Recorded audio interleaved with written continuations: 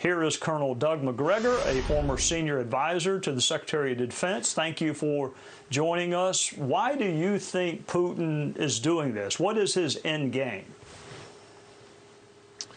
Well, Vladimir Putin is carrying through on something that he's been warning us about, at least for the last 15 years, which is that he will not tolerate U.S. forces or their missiles on his borders, much as we would not tolerate Russian troops and missiles in Cuba.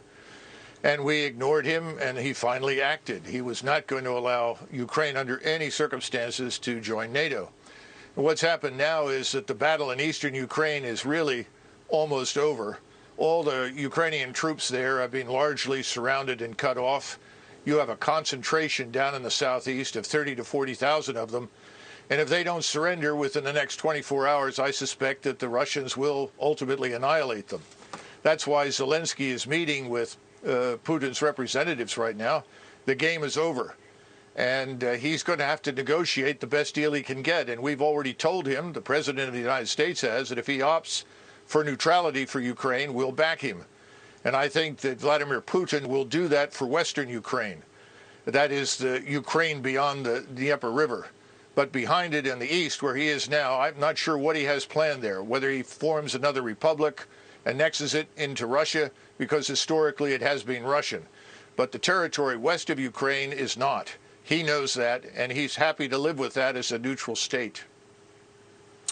I am not a military expert. I'm not even an expert on geography. But if he takes Ukraine and Ukraine abuts Poland, then he's going to have a NATO country abutting him. So if that's what he doesn't want, then isn't he going to just have to keep going until he runs out of NATO countries? I guess I should say it again. He has no interest in crossing the Dnieper and heading west to the Polish border.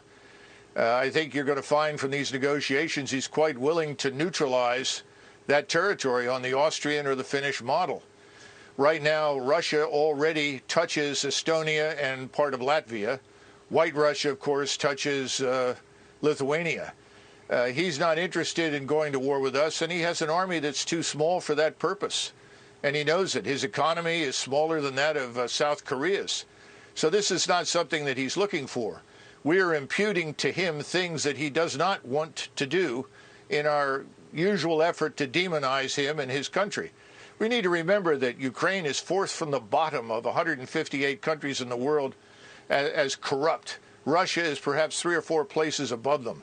This is not the liberal democracy, the shining example that everyone says it is. Far from it. Mr. Zelensky has jailed journalists and his political opposition. I think we need to stay out of it. The American people think we should stay out of it. The Europeans think we should stay out of it. And we should stop shipping weapons and encouraging Ukrainians to die in what is a hopeless endeavor.